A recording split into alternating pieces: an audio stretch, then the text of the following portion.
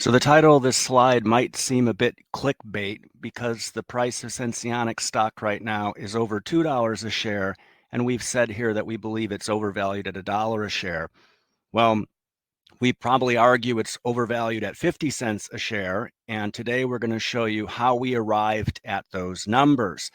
So we'll start out talking a little bit about multi-level marketing, and if you've had any sort of life experience, you've probably run into somebody that's tried to sell you something like Amway, and they'll usually start out with questions about whether or not you feel that you have sufficient financial security. Do you think you have enough discretionary income? And we all know where these questions are leading. Well, there's a similar pitch for meme stocks, and you'll often see a softball tossed up. We saw this recently. We're not sure that it was the case of collusion, but it's worth mentioning. So you have a gentleman that responds to our Dexcom article, and I'll put a link to that in the description of this video because that prompted this coverage.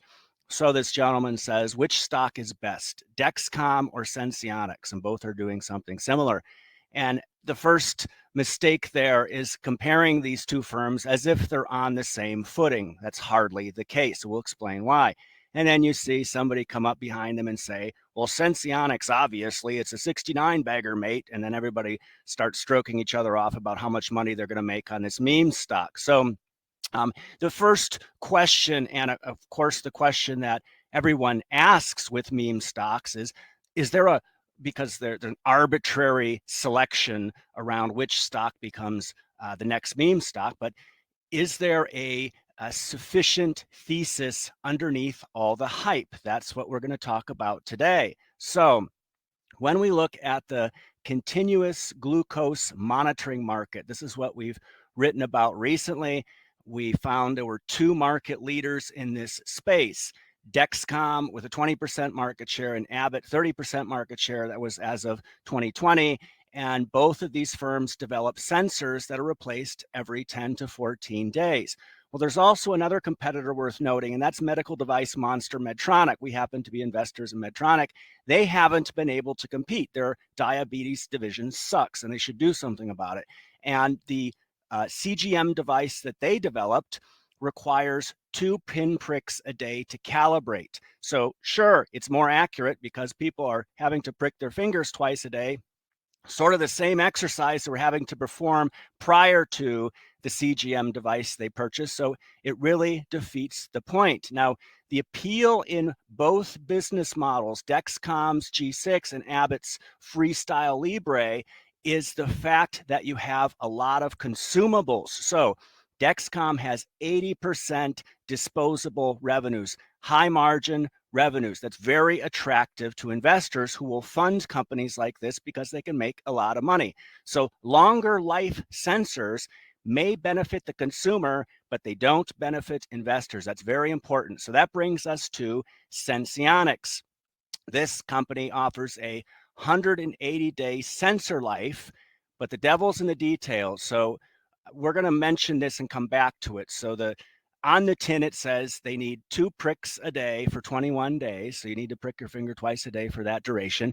And then 1 afterwards until the end of the 180-day sensor life. Now, again, we're going to come back to that because that isn't necessarily accurate. So when we look at Senseonics components, we see this sensor that's inserted by a trained healthcare provider in the upper arm. So it's placed underneath the skin as opposed to the other two CGM devices that don't require any sort of surgical procedure. And then there's a smart transmitter that pops over that sensor. So you still have to wear this transmitter if you want to receive readings. And of course, the mobile application that processes the data. So when we look at what people want, certainly there's this idea of longer sensor life because first of all, it's inconvenient, right, to have to change sensors, but it's also expensive. And you look at the consumables, these firms, and you can go to our research piece, the information is in there. I think Dexcom, let's say $600 a month, Abbott, $150 a month. This is something in that range in terms of the price comparisons. But look at what people are asking for. So you have endocrinologists saying they want for Dexcom longer sensor life. Yeah, so it costs less, of course. And then for Abbott, they say improved accuracy. And we go down to a number of users, people that actually have to use the device. Look what they're asking for here. For Dexcom, longer sensor wear. Again, going back to that price. Abbott, better accuracy. Okay, that's the second time we've seen that. So we're seeing some consistency. And then when we get to Medtronic, accuracy and longer sensor wear. So the Senseonics investor deck correctly points out that a lot of people who use CGM devices want something that lasts longer. Now, going back to Senseonics device, so we're thinking about accuracy and we're thinking about the duration that it lasts. So we know that Senseonics has 180 days. Now, in terms of accuracy, look at what the individual actually has to do. So if you go to the website under their frequently asked questions, this is what you'll find verbatim. So it says the Eversense, that's the one from Senseonics, CGM system uses a calibration algorithm that continuously assesses changes and that the sensitivity varies by individual and from day to day. The need for one or two calibrations, finger pricks, is determined by the system based on this continuous assessment. Well, how would you like to wake up in the morning and have to then find out if it's a 1 or 2 prick day? That doesn't seem like a very convenient feature of this product. We get to the second point here. It says that in their PROMISE study, the system required 1 calibration a day 62% of the time, and 2 calibrations per day 38% of the time after day 21. So this device from Senseonics is clearly a little bit more complicated than one would like. And what we looked at here was another survey that said if money was no issue, and you can see here they've queried US continuous glucose monitoring non-users and European non-users, in regards to the top 3 important factors for a CGM system. So these people really know nothing about existing systems, and they simply are saying what they'd like to see. And you can see in first place for the USA, you have comfortability, and in second and first place for Europe and the US, you have high reliability. And look at the third place there, elimination of finger sticks. So that's quite important. People that don't use CGM devices have to sit there and prick their fingers every day to measure their glucose levels, and that's not a fun thing to do. So when we look at the Senseonics product roadmap, this is a bit of a concern. This was a 2015 10K, and you can see here they're talking about the things that they're working on, and they say here, no finger stick calibration required. In development, intend to initiate client or clinical trial in 2017. Well, seems like that didn't go anywhere. And as long as they have this need to calibrate, it doesn't seem like this is going to have uptake in terms of adoption. Now, let's talk a little bit about the history of this company. So Senseonics has been around since 1996. For the first 4 years of their life, they researched sensor tech and platforms. Then 4 years after Dexcom launched their first product, a 3-day sensor, Senseonics then narrowed their own focus to commercial glucose monitoring. 2016, they had an IPO. They began commercialization in the fourth quarter of 2017. So that's when they began selling products. So where's the growth? This is the quarterly revenues for Senseonics. You can see since 2017, looks like they started having some uptick there. And then in 2020, everything came crashing to a halt. So the reason for that is quite interesting. And there's an article by Healthline, and it's in our research piece, and it's an excellent article.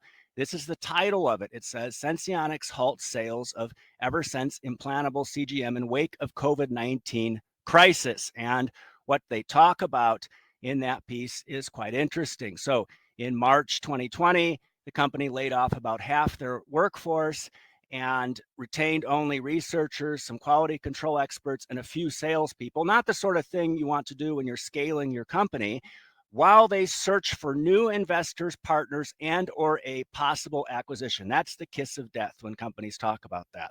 And in the second bullet point here, we just selected some items from this article that sort of spoke to the problems that Senseonics was having. And they said here, not everyone likes the idea of having something implanted that additionally requires the user to wear an external device attached to the skin. Not to mention, they still have to prick their fingers. And the need for surgical insertion and removal procedures was a hard sell for many patients and doctors. And that when they made that decision, the company had already faced cash flow trouble, and the pandemic just pushed them closer to the brink. And they had, I believe, some investors call in some debt, and they ran into some problems. And this statement here is quite telling. It says, overseas, Eversense couldn't compete with the Freestyle Libre, and as a result, Roche had a stockpile of Eversense CGMs it couldn't sell because of lower than expected demand. Very important to pay attention to that. Let's talk about Roche. So, in May 2016, Senseonics entered into a distribution agreement with Roche, which granted them exclusive right to market, sell, and distribute Eversense in EMEA and some additional countries. And as part of that agreement, Roche was obligated to purchase from Senseonics specified minimum volumes. That means they have to purchase whether or not they're able to resell them. It says here at predetermined prices. Fine. On December 12, 2019, they then amended the distribution agreement to lower minimum volumes for 2020. That's not good, and increase pricing for the remaining period of the contract. And it says here, on November 30th, 2020, Senseonics entered into a final amendment and settlement agreement with Roche to facilitate the transition of distribution to Ascensia, this other diabetes firm. So that didn't work out very well with Roche. And we're led to believe then that this new distribution agreement is the panacea to the problems that Senseonics has faced. And all the while, as they spin wheels trying to get revenue traction, you see that they've been diluting existing shareholders. So these are the shares outstanding over the last number of years, and you can see that from 2018 until last year, they more than doubled shares outstanding. That means they gave away half of the company as they try to fund their operation, which dilutes existing shareholders. So all things being equal, shares would have doubled, which means the price would have halved. Now, that's not how the price performed. When we look at simple valuation ratio, so how is Senseonics valued? They're way overvalued. So we have a catalog of around 440 tech stocks, and for a lot of those, we've calculated a simple valuation ratio, which is simply market cap divided by annualized revenues. It spits out a number. On the right-hand side here, you can see a table which shows some select companies from our catalog. Some on the higher side. There's Snowflake. It's always on the high side. And just to put this in perspective, we have a cutoff at 40. We would never invest in any company whatsoever that has a valuation ratio higher than 40. That was in the tech heydays.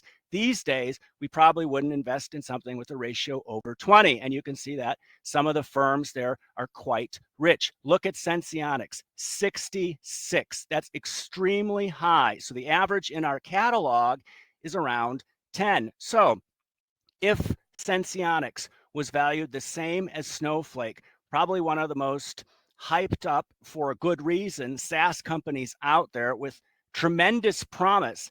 If Senseonics was valued the same as Snowflake, it would be worth $1.05 per share. We don't believe it is. So we believe it's overvalued at the same valuation as Snowflake. If it was valued the same as Dexcom, a company with 80% disposables that's raking in the cash, sharing market leadership with Abbott, it would be valued the same. Then price of the shares would be 46 cents a share.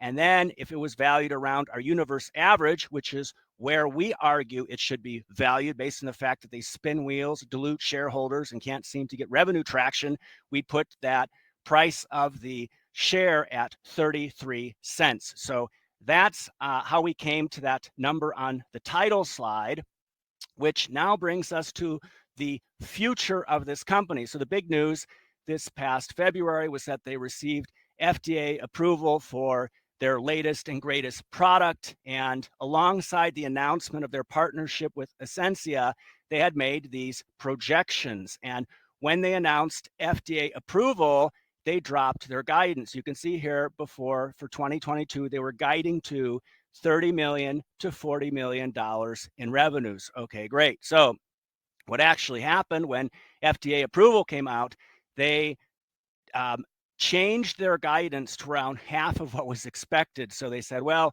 full year guidance is actually going to be 14 million to 18 million compared to the 13.7 million they brought in last year. So at the lower end of their guidance, they're not even growing. And here was an analyst comment. Again, the article that covers this is excellent, and it's linked in our research piece.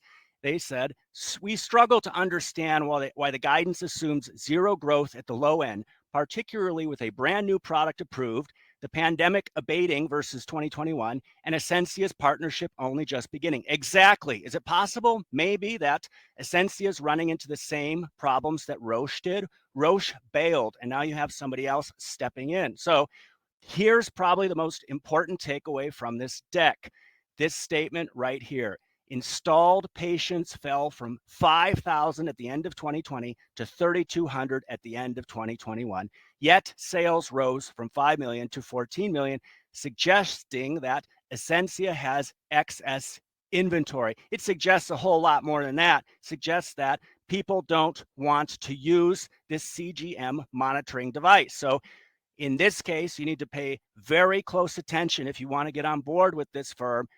That's your key metric, installed patients, and you expect both revenues and installed patients to increase over time. If they're not, there's something wrong. So to conclude, this is an extremely overvalued meme stock, and we fully expect that the meme types will come around and start making pop shots in the comments section, which we're quite used to. So we'll caveat this by saying we're not short, we're not in colluding with their competitors. Every other conspiracy theory that you'll come up with is not true. We covered this because it was raised to us by our paying subscribers and our readers. Quite a few people brought this firm up, which is why we covered it. And we found that they've spun wheels for over a decade now, and Roche finally bailed after not being able to get traction with their product. The business model doesn't favor investors. We like business models with high consumables like the one Dexcom has. This firm has burned through nearly $1 billion.